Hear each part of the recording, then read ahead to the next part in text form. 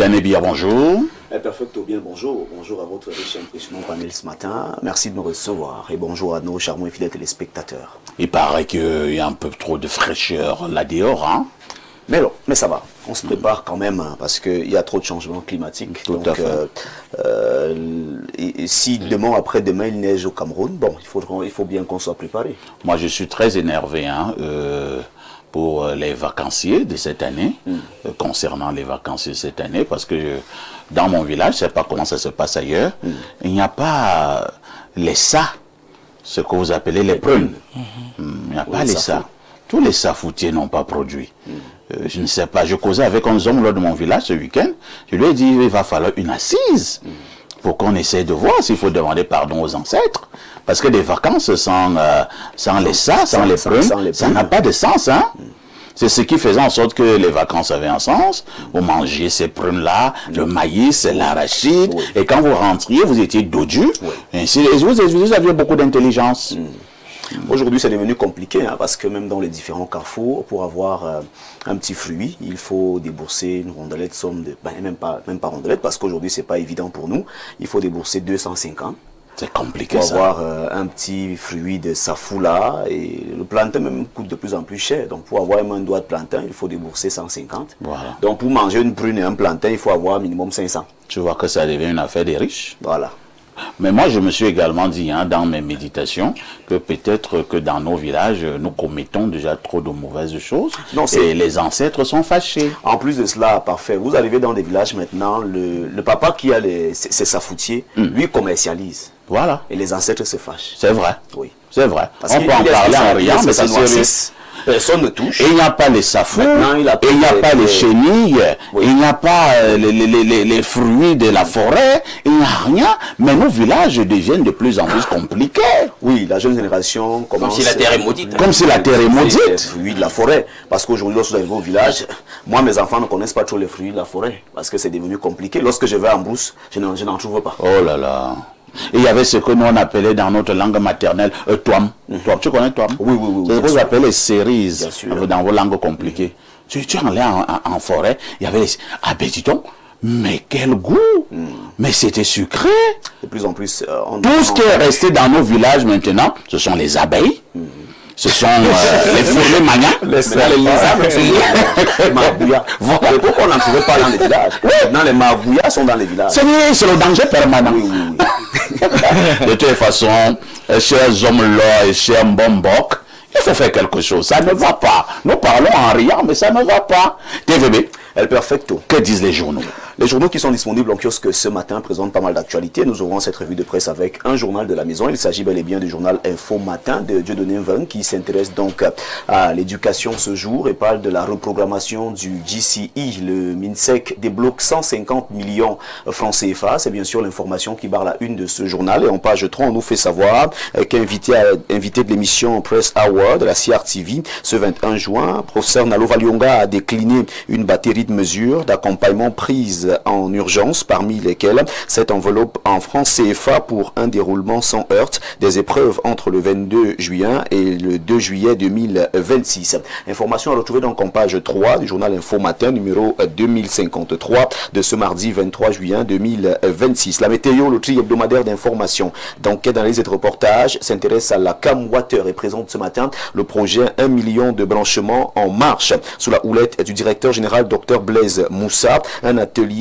commercial et marketing pour la régularisation et la contractualisation des ménages alimenté par des compteurs divisionnaires. C'est ouvert ce 18 juillet à Bankomo, chef-lieu de l'arrondissement éponyme, département de la Mefou et à Konon. Cette information est à lire en page 3 du journal La Météo. Sans détour, qui est disponible en kiosque, parle également de la Camwater. Opération 1 million de branchements en 5 ans. Conversion projetée des compteurs divisionnaires en abonnement direct.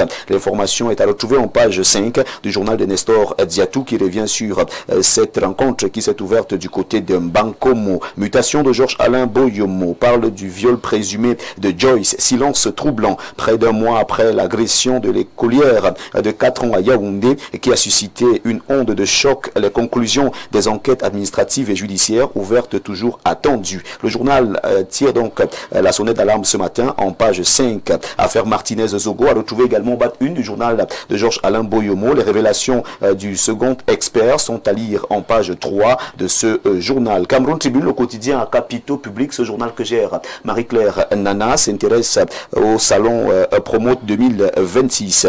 Un bon cru, la 10e édition du salon de l'entreprise de la PME et du partenariat a refermé ses portes dimanche dernier avec de nombreuses satisfactions telles que la convention de 36 milliards de francs CFA signé pour 3 projets à fort impact, ou encore c'est près de 200 000 visiteurs contre 85 000 en 2024 et 1200 exposants, soit une hausse d'environ 50%. C'est un focus qui vous est servi ce matin de la page 11 à la page 12 du journal Cameroun Tribune. Traite d'êtres humains, des réseaux démantelés. Information à lire de la page 16 à la page 17. La gendarmerie nationale a fait tomber du 16 au 25 mai dernier des organisations d'exploitation humaine déguisée en société de marketing de réseau sous le nom de QNet et Init et Unimec.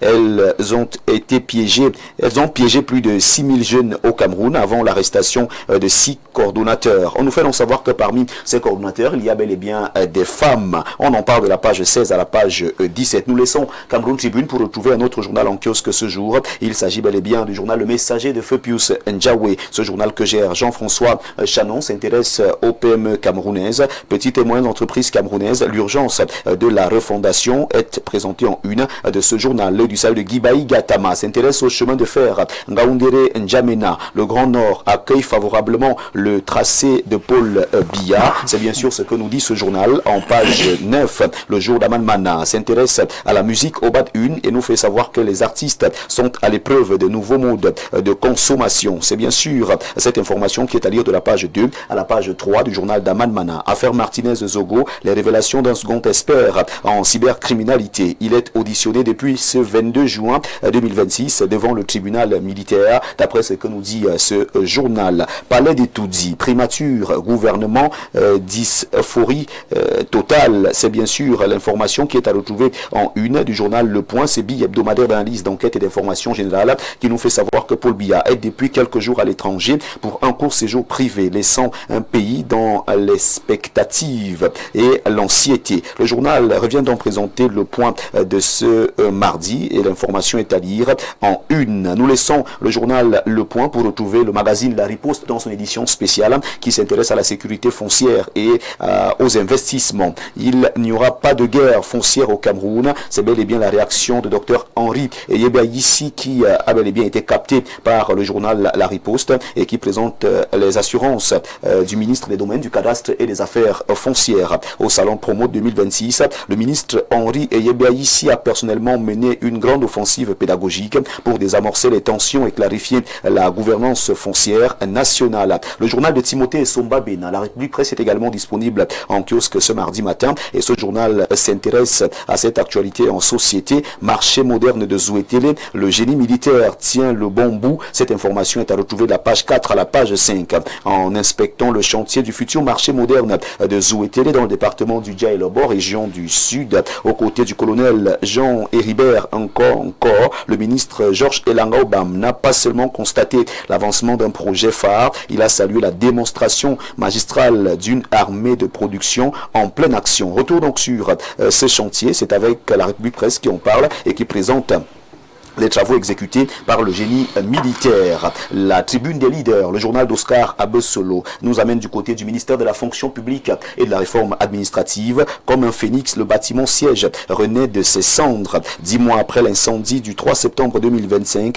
le ministère de la fonction publique et de la réforme administrative réintègre ses bureaux rénovés. Nous laissons ce journal pour retrouver le renard de l'info qui nous amène du côté de la région de l'extrême nord, Jean-Marc Ekwambarga, un républicain au service de l'État, de la paix et de la cohésion sociale. Le journal de Cyril Kuete en parle ce matin et revient donc sur le préfet Jean-Marc Ekwambarga. Le firmament est en kiosque et le journal de Parfait Aïssi et Toua s'intéresse ce matin à El Hadj Njififen Soulé, figure immortelle par ses œuvres grandioses. Opérateur économique prospère et humaniste avéré, cet homme continue de marquer les esprits grâce à ses réalisations dans plusieurs domaines, notamment la réfection total et complet de l'aéroport de Koutaba qui offre de nos jours un service adéquat aux pèlerins et autres voyageurs. Soucieux du bien-être de tous, ces prouesses parlent d'elles-mêmes alors que l'opinion garde en mémoire son décès survenu le 25 juillet 2025.